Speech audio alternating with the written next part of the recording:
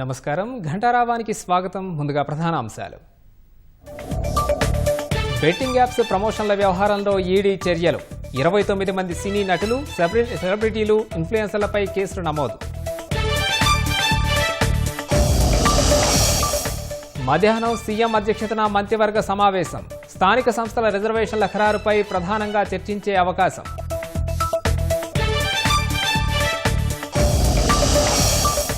కల్తీ కల్లు కాటుకు 5గురు బలి. ఆసుపత్రుల్లో 37 మందికి చికిత్స, పోలీసుల అదుపులో 7.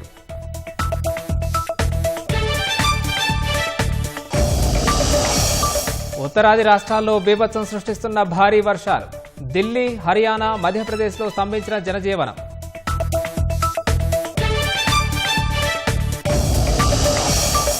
ప్రతీకార సుంకాలపై మరో 6 దేశాలకు లేఖలు పంపిన అమెరికా. జాబితాలో భారత్ లేకపోవడంతో ఎగుమతిదారులకు ఊరట.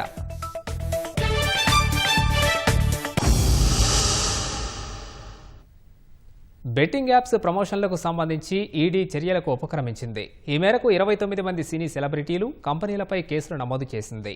సినీ నటులు విజయ్ దేవరకొండ, రానా, మన్సులక్ష్మి, ప్రకాష్ రాజ్, నిధి అగర్వాల్, అనన్య నాగల్లా, శ్రీముఖి తదితరులపై సైబరాబాద్ పోలీసుల ఎఫ్ఐఆర్ ఆధారంగా ఈడీ విచారణ జరపనుంది. సినీ సెలబ్రిటీలు, యూట్యూబర్స్, ఇన్ఫ్లుయెన్సర్లను పీఎంఎల్ఏ కింద విచారించనుంది. నిషేధిత బెట్టింగ్ యాప్లకు ప్రచారం చేసిన వ్యవహారంలో సినీ నటులు, యాంకర్లు, బుల్లితెర నటులు, సోషల్ మీడియా ఇన్ఫ్లుయెన్సర్లపై ఈడీ కేసులు నమోదు చేసింది. ఇప్పటికే వీరిపై పోలీసులు కేసు నమోదు చేశారు. నటులు రానా దగ్గుపాటి, ప్రకాష్ రాజ్, విజయ్ దేవరకొండ, మన్సులక్ష్మి, ప్రణీత, నిధి అగర్వాల్, అనన్య నాగల్లా, శ్యామలపై ఈడీ కేసులు పెట్టింది. బుల్లితెర నటులు, ఇన్ఫ్లుయెన్సర్లు శ్రీముఖి, వర్షిణి, సౌందరరాజన్, సిరి, హనుమంతు, వసంత కృష్ణన్, శోభాశెట్టి, అమృత చౌదరిపైన కేసులు నమోదయ్యాయి. నైన్ పావని, నేహా పఠాన్, పండు, పద్మావతి, ఇమ్రాన్ ఖాన్, విష్ణుప్రియ, హర్షసాయి, భయ్యా సన్నీ యాదవ్, టేస్టీ తేజ, రీతు చౌదరి, బండారు సుప్రీత తదితరుల పేర్లను ఎఫ్ఐఆర్లో చేర్చారు. బిఎన్ఎస్లోని 318, subsection 4, 112, read with 49, Telangana gaming యాక్ట్లోని 3, 3A, 4 సెక్షన్లను ఐటీ చట్టం 2000, 2008లోని 66D సెక్షన్ల కింద ఈ కేసు నమోదైంది. హైదరాబాద్ పోలీసులు నమోదు చేసిన ఎఫ్ఐఆర్ ఆధారంగా ఈడీ దర్యాప్తు చేయనుంది.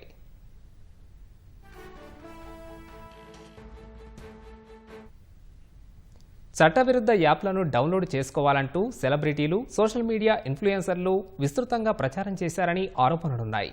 ఇందుకు వారు భారీగా కమిషన్, పారితోషికం తీసుకున్నారని పలువురు పోలీసులకు ఫిర్యాదు చేశారు. ఈ యాప్ల కారణంగా అప్పుల పాలై అనేక మంది ఆత్మహత్యలు చేసుకోగా చాలా కుటుంబాల్లో ఆర్థిక సంక్షోభం నెలకొందని పోలీసులు ఎఫ్ఐఆర్లో పేర్కొన్నారు.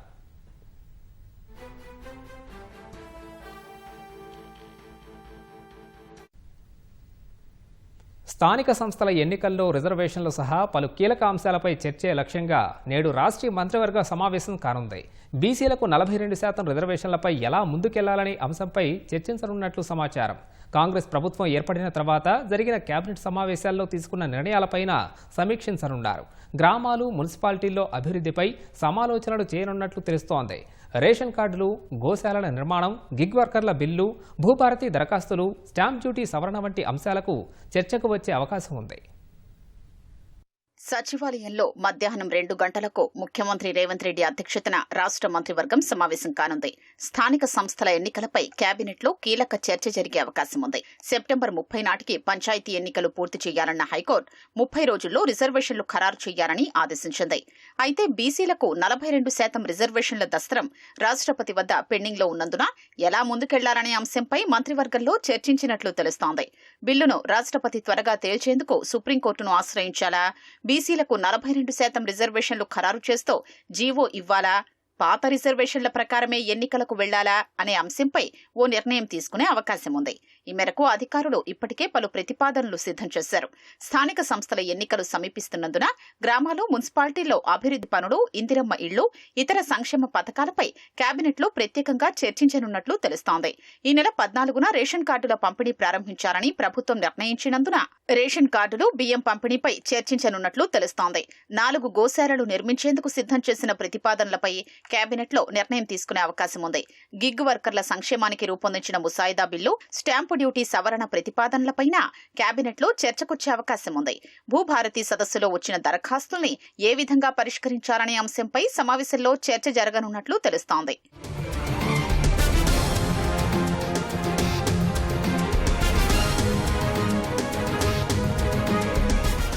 రాష్ట్రంలో కాంగ్రెస్ ప్రభుత్వం కొలువుదీరిన తరువాత జరిగిన కేబినెట్ సమావేశాల్లో తీసుకున్న నిర్ణయాలపై కేబినెట్లో సమీక్ష జరగనుంది. ఇప్పటి వరకు 18 కేబినెట్ సమావేశాల్లో 327 నిర్ణయాలు తీసుకోగా అవి ఎంతవరకు అమలయ్యాయి, ఒకవేళ అమల్లో ఎక్కడైనా జాప్యం ఉంటే గుర్తించి ఎలా సరిదిద్దాలో భేటీలో చర్చించనున్నారు. 100 రోజుల లక్ష్యంతో మంత్రివర్గ నిర్ణయాలు అమలు చేసేలా అధికార యంత్రాంగానికి స్పష్టమైన ఆదేశాలు ఇవ్వనున్నట్లు తెలుస్తోంది. ఇక నుంచి కేబినెట్ నిర్ణయాల అమలుపై సమీక్షించేందుకు 3 నెలలకోసారి మంత్రివర్గ సమావేశం జరపాలని నిర్ణయించారు. కేసీఆర్ అసెంబ్లీకి రాలేకపోతే నదీ జలాలపై ఎర్రవెల్లి ఫామ్ హౌస్లో చర్చించేందుకైనా సిద్ధమని ముఖ్యమంత్రి రేవంత్ రెడ్డి పేర్కొన్నారు. కేసీఆర్ అహంకార, అవినీతి ఆలోచనలతో కూడిన నిర్ణయాలు కృష్ణా పరివాహక ప్రజలకు మరణశాసనం రాశాయని ధ్వజమెత్తారు. వరద జలాలను తీసుకెళ్తామంటున్న ఏపీ సీఎంకు అవే నీళ్లను నల్గొండ, రంగారెడ్డి జిల్లాలకు తీసుకెళ్తే అభ్యంతరమేంటన్నారు. కృష్ణా, గోదావరి జలాల హక్కులను వ్యక్తుల కోసం తాకట్టు పెట్టమని, ఎంతటి వారినైనా ఎదిరిస్తామని సీఎం రేవంత్ రెడ్డి వ్యాఖ్యానించారు. నదీ జలాలపై కేసీఆర్ ఏ తారీఖు చెప్పినా అసెంబ్లీ, శాసనమండలి ఏర్పాటు చేసి అవసరమైతే నిపుణుల్ని పిలిచి చర్చించేందుకు ప్రభుత్వం సిద్ధంగా ఉందని రేవంత్ రెడ్డి పునరుద్ఘాటించారు. సభలో గౌరవానికి ఎలాంటి భంగం కలగకుండా చర్చ జరిగే బాధ్యత తనదేనని తెలిపారు. ఒకవేళ ఆరోగ్యం బాగోలేక కేసీఆర్ అసెంబ్లీకి రాకపోతే మంత్రుల బృందం ఫామ్ హౌస్ కి వస్తుందన్నారు. ప్రజాభవన్లో కాంగ్రెస్ ఎంపీలు, ఎమ్మెల్యేలు, కార్పొరేషన్ చైర్మన్లు, నేతలకు నీటిపారుదల శాఖ ఆధ్వర్యంలో ఏపీకి కృష్ణా జలాల తరలింపు, కాళేశ్వరం డిజైన్ల మార్పు పర్యవసనాలపై మంత్రి ఉత్తమ్ ప్రెజెంటేషన్ తర్వాత ముఖ్యమంత్రి రేవంత్ రెడ్డి మాట్లాడారు. కేసీఆర్ కోరుకుంటే తాను ఎర్రవెల్లి ఫామ్ హౌస్ కొచ్చి నదీ జలాల అంశంపై చర్చించేందుకు సిద్ధమని రేవంత్ రెడ్డి తెలిపారు. సభలో ప్రశాంతమైన వాతావరణంలో అర్థవంతమైన చర్చలకు మేము వేదిక ఏర్పాటు చేస్తాము. చంద్రశేఖరరావు గారు, మీరు రండి, ఎక్స్పర్ట్స్ ను పిలుద్దాము, ఎర్రవల్లి ఫామ్ హౌస్ లోనే చర్చ పెడతాము. చంద్రశేఖరరావు గారి ఆరోగ్యం అంత గొప్పగా లేదు, రావడానికి, ప్రయాణం చేయడానికి ఏమైనా ఆరోగ్యం సహకరించకపోతే మీరు కుర్చీ వేసుకొని అక్కడ కుర్చీలో కూర్చోండి. చంద్రశేఖరరావు గారు కాదు, కూడదు అని ఒకవేళ అంటే చంద్రశేఖరరావు గారు పిలిస్తే నేను కూడా వస్తా, నాకేం బేసిజాలు లేవు. కుటుంబంలో గొడవ ఉంటే చాటుమాటున తేల్చుకోవాలని, వీధి బాగోతాలు మంచివి కాదని కేటీఆర్ ని ఉద్దేశించి రేవంత్ రెడ్డి వ్యాఖ్యానించారు. క్లబ్బులు, పబ్బుల్లో చర్చ చేద్దామని కేటీఆర్ ఉబలాట పడుతున్నారన్న సీఎం తాను మొదటి నుంచి వాటికి దూరమన్నారు. అధికారం కోల్పోయి ఎన్నికల్లో పోటీ చేసేందుకు అభ్యర్థులు లేని పరిస్థితిలో ఉన్న బీఆర్ఎస్ నదీ జలాలపై వితండవాదంతో తప్పుడు ప్రచారం చేస్తోందని ఆరోపించారు. జగన్ను కేసీఆర్ పిలిచి ఆశీర్వదించి ఏపీకి నీళ్లు తరలించేందుకు సూచనలు, టెండర్లు ఇచ్చారని మండిపడ్డారు. జగన్పై ఆప్యాయత ఉంటే అభ్యంతరం లేదు కానీ రాష్ట్ర ప్రజలకు మరణ శాసనం రాసే అధికారం ఎవరిచ్చారని ప్రశ్నించారు. కేసీఆర్ అహంకారపూరిత నిర్ణయాలు కృష్ణా పరివాహక ప్రజలకు మరణ శాసనం రాశాయని ధ్వజమెత్తారు. బీఆర్ఎస్ నిర్ణయాల వల్ల వ్యవసాయంతో పాటు విద్యుత్కు తీవ్ర నష్టం జరిగిందని రేవంత్ రెడ్డి ధ్వజమెత్తారు. నదులు, ఉపనదుల నుంచి ఏ వచ్చినా మహబూబ్ నగర్ జిల్లాలో కువాలాలంపూర్ ప్రాంతంలో మొట్టమొదటి తెలంగాణ రాష్ట్రంలోకి నీళ్లు వస్తాయి. తెలంగాణ రాష్ట్రంలోకి వచ్చిన ఎంబడే ఒడిసి పట్టుకొని తెలంగాణకు తెచ్చుకుని ఉంటే ఈరోజు ఆంధ్రప్రదేశ్ ప్రభుత్వం శ్రీశైలం బ్యాక్ వాటర్స్ నుంచి పోతిరెడ్డిపాడు కావచ్చు, హంద్రిని కావచ్చు, ముచ్చమరి కావచ్చు, మల్యాల కావచ్చు, కేసీ కెనాల్ కు కావచ్చు, ఏమైనా వెలుగొండ కావచ్చు, ఏ ప్రాజెక్టులకైనా నీళ్లు మనం వదిలితేనే వాళ్ళకి దొరుకుతుండే. మీద ఉన్నప్పుడు పట్టుకోకుండా చివర పట్టుకోవడం వల్ల ఈ నీళ్లు కంప్లీట్ గా రాయలసీమ ప్రాంతానికి వెళ్ళిపోవడంతో అక్కడొచ్చిన నీళ్లను అక్కడి నుంచి అక్కడనే దారి దోపిడీ చేసే పరిస్థితి ఈ రోజు రాయలసీమ గాని ఆంధ్రప్రదేశ్ ప్రభుత్వానికి ఇచ్చింది చంద్రశేఖరరావు గారు ఈ రోజు కృష్ణా నది పరివాహక ప్రాంత రైతాంగానికి, ప్రజలకు ఒక మరణ శాసనం రాసింది. ఈ రోజు 2 టీఎంసీలు తరలించే పాలమూరు రంగారెడ్డిని 1 టీఎంసీకి తగ్గించిండు. సంవత్సరానికి 1 కిలోమీటర్ పూర్తి చేసిన ఇవాళ ఎస్ఎల్బీసీ కంప్లీట్ అయి ఉండేది. భీమాంధ్ర పాలకులు చేసిన అన్యాయానికంటే 1000 రెట్లు ఎక్కువ అన్యాయం చేసిండు చంద్రశేఖరరావు. వాళ్ళని ఒక్క కొరడా దెబ్బ కొట్టాల్సి వస్తే చంద్రశేఖరరావు గారిని 100 కొరడా దెబ్బలు కొట్టాల్సింది కృష్ణా నదిలో మనకు చేసిన ద్రోహానికి. వరద జలాలు తీసుకెళ్తామంటున్న ఏపీ సీఎం అవే నీళ్లను నల్గొండ, రంగారెడ్డి జిల్లాలకు తీసుకెళ్లితే అభ్యంతరమేంటని రేవంత్ రెడ్డి ప్రశ్నించారు. ముందుగా వరద జలాల్లో ఎవరి లెక్క ఎంతో తేలిన తర్వాత ప్రాజెక్టులు కట్టుకుందామని తేల్చి చెప్పారు. పలుకుబడి ఉందని, కేంద్రంలోని మోదీ చెప్పినట్లు వింటారని, నేరుగా ముందుకెళతామంటే ఎలా అని ప్రశ్నించారు. కృష్ణా గోదావరి జలాల్ని ఎవరికీ తాకట్టు పెట్టమని, ఎంతటి వారితోనైనా నిటారుగా కొట్లాడతామని సీఎం రేవంత్ రెడ్డి స్పష్టం చేశారు. కృష్ణా నది జలాలలో, గోదావరి నది జలాలలో తెలంగాణ హక్కులను ఎవ్వరికి తాకట్టు పెట్టము. వ్యక్తుల కోసం ప్రజల హక్కులను తాకట్టు పెట్టము. ఎవరు ఎదురుగా ఉన్నా తెలంగాణ హక్కులకు అన్యాయం జరుగుతుంది చేస్తామని దేవుడు ఎదురుగా నిలబడ్డా కూడా దేవుడినైనా ఎదురించి తెలంగాణ ప్రజల తరఫున నిలబడే బాధ్యత మాది, మా మంత్రి వర్గాన్ని. ఎవరు అధైర్యపడాల్సిన పని లేదు. అసూయతోనూ అక్కస్తోనూ ఎవరైనా చిల్లర మాటలు మాట్లాడితే వాళ్ళ నీతి, వాళ్ళ జాతి ప్రజలు గుర్తిస్తారు. కృష్ణా జలాల్ని ఆంధ్రప్రదేశ్కు అప్పనంగా అప్పగించిన ఘనత ముమ్మాటికి గత పాలకులదేనని నీటిపారుదల శాఖ మంత్రి ఉత్తమ్ కుమార్ రెడ్డి ఆరోపించారు. రాష్ట్ర వాటా రాబట్టేందుకే ప్రభుత్వం పోరాటం చేస్తోందని చెప్పారు. ఎన్డీఎస్ఏ మార్గదర్శకాల మేరకే కాళేశ్వరం బ్యారేజీలు పునరుద్ధరించనున్నట్లు స్పష్టం చేశారు. కృష్ణా గోదావరి జలాలపై బీఆర్ఎస్ గోబెల్స్ ప్రచారం చేస్తోందని ఉప ముఖ్యమంత్రి భట్టి విక్రమార్క ధ్వజమెత్తారు. ఉమ్మడి రాష్ట్రంలో కాంగ్రెస్ ప్రభుత్వం ప్రారంభించిన ప్రాజెక్టులను బీఆర్ఎస్ పూర్తి చేసి ఉంటే ప్రస్తుతం బనకచర్ల సమస్య వచ్చేదే కాదని తెలిపారు.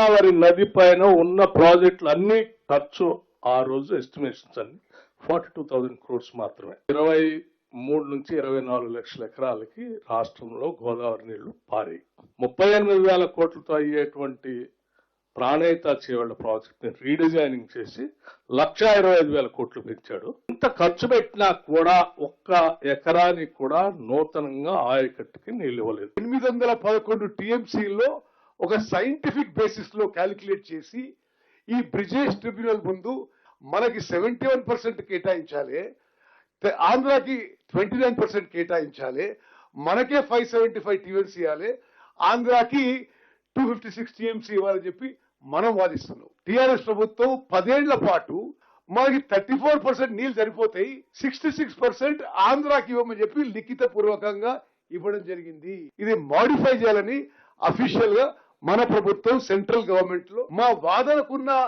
బేసిన్ పారామీటర్స్ ఇవి అని చెప్పి స్పష్టంగా చెప్పడం జరిగింది. నదీ జలాల అంశాల్ని ప్రజలకు వివరించేలా కార్యాచరణ చేపట్టాలని సమావేశంలో పాల్గొన్న అన్ని స్థాయిల నేతలకు సీఎం, డిప్యూటీ సీఎం సూచించారు. హైదరాబాద్లో కలకలం రేపిన కల్తీ కల్లు మహమ్మారి ఊహించని విషాదం మిగిల్చింది. ఈ ఘటనలో ఇప్పటికే 5 మరణించగా అస్వస్థతకు గురైన వారి సంఖ్య 37కు పెరిగింది. తొలుత దీని ప్రభావం సాధారణంగానే భావించినా అనూహ్యంగా మృతులు, బాధితుల సంఖ్య పెరగడం ఆందోళన కలిగిస్తోంది. అనేక మంది కిడ్నీలు దెబ్బతిన్నట్లు తెలుస్తోంది. కల్తీ కాంపౌండ్ నిర్వాహకులపై అబ్కారీ శాఖ, పోలీసులు కొరడా జులిపించారు. కేసులు నమోదు చేసి 7గురిని అదుపులోకి తీసుకున్నారు. బాధితులు తాగిన కల్లులో ఆల్ఫాజాలం ఉన్నట్లు భావిస్తున్నారు. రాష్ట్రంలో కలకలం సృష్టించిన కల్తీ కల్లు కేసు ఆందోళన కలిగిస్తోంది. ఈ ఘటనలో మృతుల సంఖ్య 5కు పెరిగింది. బాధితుల సంఖ్య అంతకంతకు పెరుగుతూనే ఉంది.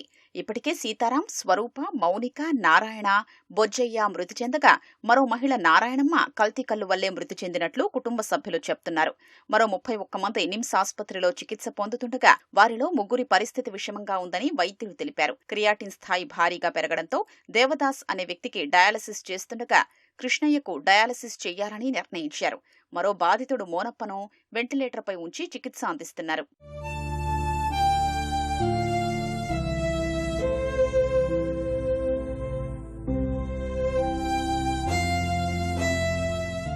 ఆదివారం కూకట్పల్లిలోని 5 కల్లు కాంపౌండ్లలో కల్లు తాగిన పలువురు తీవ్ర అనారోగ్య సమస్యలతో ఆసుపత్రుల్లో చేరారు.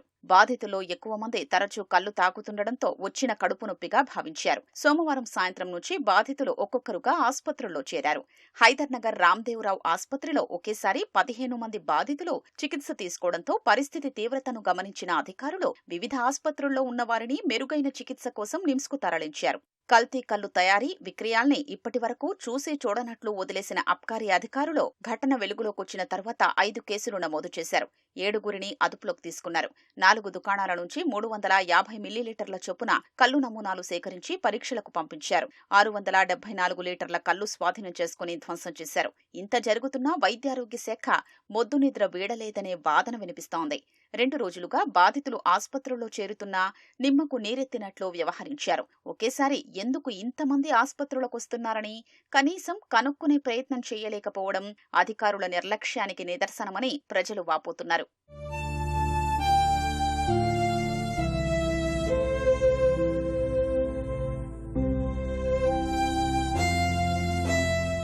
కల్లులో మత్తు కోసం కలిపిన ఆల్ఫ్రాజోలం లేదా ఇతర రసాయనాల మోతాదు ఎక్కువ కావడమే బాధితుల మరణానికి కారణమని అధికారులు భావిస్తున్నారు.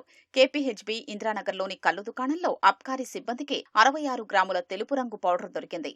ఆ పదార్థం ఏమిటో ఇంకా తేలాల్సి ఉంది. అధికారుల తీరుపై తీవ్ర విమర్శలు రావడంతో కల్లు కాంపౌండ్లలో సోదాలు చేయడంతో పాటు ఆదివారం నుంచి ఎంతమంది ఆయా కల్లు కాంపౌండ్లలో కల్లు సేవించారు, ఇదే లక్షణాలతో ఎవరైనా చికిత్స పొందుతున్నారా అన్న అంశంపై వైద్యశాఖ అధికారులు ఆరా తీస్తున్నారు. కల్తీ కల్లుతో అస్వస్థతకు గురై వివిధ ఆసుపత్రుల్లో చికిత్స పొందుతున్న బాధితులకు మెరుగైన వైద్యం అందించాలని ప్రభుత్వ ప్రధాన కార్యదర్శి రామకృష్ణారావు అధికారుల్ని ఆదేశించారు. బాధ్యులపై కఠిన చర్యలు తీసుకోవాలని సూచించారు. ఘటనపై పూర్తి నివేదిక అందించాలని ఆబ్కారీ శాఖను సీఎస్ రామకృష్ణారావు ఆదేశించారు.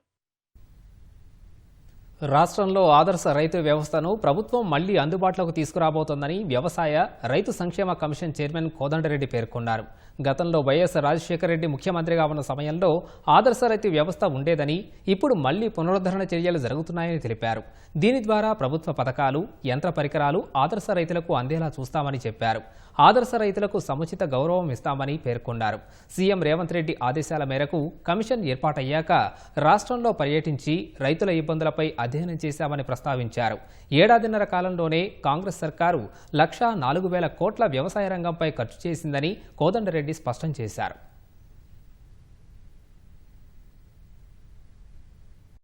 ఒక ఆదర్శ రైతు అనే వ్యవస్థ ప్రతి గ్రామంలో ఉండాలి అనే మాట కమిషన్ మొట్టమొదటిసారిగా ముఖ్యమంత్రి గారి దృష్టికి వెళ్ళినప్పుడు సానుకూలంగా స్పందించి అగ్రికల్చర్ డిపార్ట్మెంట్ గ్రామాలకు వెళ్తది, అక్కడ గ్రామంలో ఉండే రైతాంగాన్ని కలుస్తుంది. ఆ గ్రామంలో వ్యవసాయం చేసే రైతాంగముల మధ్యన ఎవరైతే అందరికీ అందుబాటులో ఉంటాడో, ఏ వ్యక్తికైతే వ్యవసాయంలో బాగా అనుభవం ఉంటుందో, ఇట్లాంటి గుణగణాలన్నీ చూసి అక్కడనే అగ్రికల్చర్ డిపార్ట్మెంట్ వాళ్ళు ఆదర్శ రైతు అనే అతన్ని ఒక నియామకం చేయడానికి ఒక గత జీవోను ఆధారంగా కొంత సవరణ చేసి తీసుకుపోతున్నాం. కాంగ్రెస్ ప్రభుత్వం ఎప్పుడు కూడా రైతు శ్రేయస్సు, వ్యవసాయంలో లాభసాటి, రైతాంగానికి బాసటగా నిలబడాలనే అభిప్రాయంతో చేసిన ఇప్పటి వరకు కార్యక్రమాల్లో ఈ ఒక్క సంవత్సరం 6 మాసాలలో 1,04,000 రూపాయలు వివిధ రకాలుగా రైతాంగానికి ఆర్థిక సాయం అందించడం జరిగింది. ఇది భారతదేశంలో ఎక్కడ కూడా ఇంత పెద్ద ఎత్తున రైతాంగాన్ని ఆదుకున్న సందర్భం ఎక్కడ కూడా లేదు. ప్రభుత్వ శాఖలు, కార్పొరేషన్లు, స్థానిక సంస్థలు, విశ్వవిద్యాలయాల్లో ఉద్యోగుల పరిస్థితిని సమీక్షించేందుకు రాష్ట్ర ప్రభుత్వం ఉన్నత స్థాయి కమిటీని ఏర్పాటు చేసి ఉద్యోగుల బాధ్యతలు, ప్రభుత్వ ప్రాధాన్యాలు దృష్టిలో ఉంచుకొని సమీక్షించేందుకు కమిటీని ఏర్పాటు చేశారు. మాజీ సీఎస్ మర్రి చెన్నారెడ్డి మానవ వనరుల అభివృద్ధి కేంద్రం vice chairperson Shantikumari, PRC chairman Shivashankar, ఆర్థిక శాఖ ముఖ్య కార్యదర్శి సందీప్ కుమార్ సుల్తానియా, సాధారణ పరిపాలనా శాఖ కార్యదర్శి రఘునందన్ రావుతో కమిటీని ఏర్పాటు చేస్తూ ఉత్తర్వులు జారీ అయ్యాయి. ఆయా శాఖల కార్యదర్శులు, శాఖాధిపతులను సంప్రదించి సమగ్ర అధ్యయనం చేసి ప్రభుత్వానికి కమిటీ నివేదిక ఇవ్వాల్సి ఉంటుంది. అన్ని శాఖలు, సంస్థల్లో మంజూరైన రెగ్యులర్ పోస్టులు, ప్రస్తుతం పనిచేస్తున్న వారు, ఖాళీలు, ప్రాధాన్యాల దృష్ట్యా కొనసాగింపు అవసరాలు, కొత్తగా మంజూరు మార్పులు చేర్పులపై అధ్యయనం చేయాల్సి ఉంటుంది. ఒప్పంద ఉద్యోగులు, పొరుగు సేవల సిబ్బంది సహా అన్ని రకాల తాత్కాలిక ఉద్యోగులకు సంబంధించి ఇదే తరహాలో అధ్యయనం చేయాలని పేర్కొన్నారు. అన్ని అంశాలపై సమగ్ర అధ్యయనం చేసి తగిన సిఫార్సులతో 60 రోజుల్లోగా నివేదిక ఇవ్వాలని కమిటీని ప్రభుత్వం ఆదేశించింది. కాళేశ్వరం ప్రాజెక్టు, ఆనకట్టలకు సంబంధించిన అంశాలపై విచారణ చేస్తున్న జస్టిస్ పీసీ ఘోష్ కమిషన్ను మాజీ మంత్రి హరీష్ రావు నేడు మరోసారి కలవనున్నారు. ఇప్పటికే కమిషన్ విచారణకు హాజరైన ఆయన మరింత అదనపు సమాచారం అందించేందుకు కమిషన్ సమయాన్ని కోరారు. హరీష్ రావు విజ్ఞప్తి మేరకు ఉదయం 11 గంటలకు బీఆర్కే భవన్లో కలవడానికి జస్టిస్ పీసీ ఘోష్ సమయం ఇచ్చారు. కాళేశ్వరం ప్రాజెక్టు, ఆనకట్టలు, నిర్ణయాలు, మంత్రివర్గ ఆమోదం తదితరాలకు చెందిన అదనపు సమాచారాన్ని హరీష్ రావు కమిషన్కు అందించే అవకాశం ఉంది. దివ్యాంగుల సంక్షేమం అభివృద్ధి కోసం కాంగ్రెస్ ఎన్నికల మేనిఫెస్టోలో ఇచ్చిన హామీలను వెంటనే అమలు చేయాలని బీజేపీ రాష్ట్ర అధ్యక్షుడు రామచంద్రరావు డిమాండ్ చేశారు. ఈ మేరకు సీఎం రేవంత్ రెడ్డికి ఆయన బహిరంగ లేఖ రాశారు. దివ్యాంగుల పింఛన్ను 6,000కు పెంచుతామని, 80% పైబడి వైకల్యం ఉన్న దివ్యాంగులకు 15,000 ఆర్థిక సాయం అందిస్తామని హామీ ఇచ్చారని రామచంద్రరావు చెప్పారు. వృద్ధులు, ఒంటరి మహిళల పెన్షన్ 4,000కు పెంచుతామని హామీ ఇచ్చారని అన్నారు. కానీ ఇప్పటి వరకు ఒక్క అడుగు ముందుకు పడలేదు. దివ్యాంగులకు ఆర్టీసీ బస్సుల్లో ఉచిత రవాణా, 4% బ్యాక్లాగ్ పోస్టుల భర్తీ, వ్యాపార సముదాయాల్లో 5% రిజర్వేషన్ అమలు చేయాలని కోరారు. మేనిఫెస్టోలో ప్రకటించిన హామీలను కాంగ్రెస్ అమలు చేయని పక్షంలో బీజేపీ మరో ప్రజా ఉద్యమానికి శ్రీకారం చుడుతుందని ఆయన హెచ్చరించారు. అవకాశాలను సృష్టించుకుంటూ యువత ముందుకెళ్లినప్పుడే దేశం ముందుకెళ్తుందని మాజీ ఉపరాష్ట్రపతి వెంకయ్యనాయుడు అన్నారు. ప్రశ్నించడం మొదలెట్టినప్పుడే కొత్త ఆవిష్కరణలు ప్రారంభమవుతాయని వ్యాఖ్యానించారు. హైదరాబాద్ గచ్చిబౌలిలోని స్టాఫ్ ఇంజనీరింగ్ కాలేజీ కన్వెన్షన్ సెంటర్లో రీసెర్చ్ హైట్స్ ఫౌండేషన్ ఆధ్వర్యంలో ఎంపవరింగ్ ఇండియా రీసెర్చ్ ఫ్యూచర్ అనే అంశంపై జాతీయ సెమినార్ జరిగింది. ఈ కార్యక్రమానికి DRDO మాజీ చైర్మన్ సతీష్ రెడ్డి, ఇస్రో మాజీ చైర్మన్ సోమనాథ్తో కలిసి వెంకయ్యనాయుడు హాజరయ్యారు. సామాజిక ఆర్థిక పరివర్తన, భారీ పెట్టుబడులు, పరిశోధన, అభివృద్ధి అనే 3 అంశాలు దేశాభివృద్ధిలో ప్రధాన చోదకాలుగా నిలుస్తాయని వెంకయ్యనాయుడు అన్నారు. I'd say don't wait for opportunities, but create them through knowledge. By all means, publish, patent, prototype and produce, but also be fearless in asking questions. That is where innovation begins. Remember, you are not just preparing for exams, you are preparing for nation building. హైదరాబాద్లోని Hayath Nagar, Vanasthalipuram, LB Nagar ప్రాంతాల్లో Hydraa commissioner Ranganath పర్యటించారు. ఇటీవల కురిసిన భారీ వర్షాలకు నేటమునిగిన ఇంజినాపూర్ double bedroom ఇళ్లను పరిశీలించారు. రంగనాథ్ పరిశీలనలో ఇంజాపూర్ డబుల్ బెడ్రూమ్ ఇళ్లు నీటి కుంటలో నిర్మించినట్లు అధికారులు గుర్తించారు.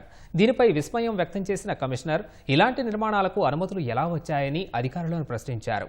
నిర్మాణ లోపాలపై సమగ్ర విచారణకు ఆదేశించారు. తుర్కయాంజల్ మున్సిపాలిటీ నుంచి పెద్దంబర్పేట వరకు సుమారు 7.4 కిలోమీటర్ల మేర నాలా ఆక్రమణలకు గురైనట్లు డ్రోన్ సర్వే ద్వారా గుర్తించారు. ఈ ఆక్రమణల కారణంగానే వర్షపు నీరు సజావుగా వెళ్లలేక లోతట్టు ప్రాంతాలు జలమయమవుతున్నాయని అధికారులు ప్రాథమికంగా నిర్ధారించారు. హయత్ నగర్ ప్రాంతాన్ని మోడల్ కేసుగా తీసుకుని నాలా ఆక్రమణల్ని తొలగిస్తామని రంగనాథ్ ప్రకటించారు.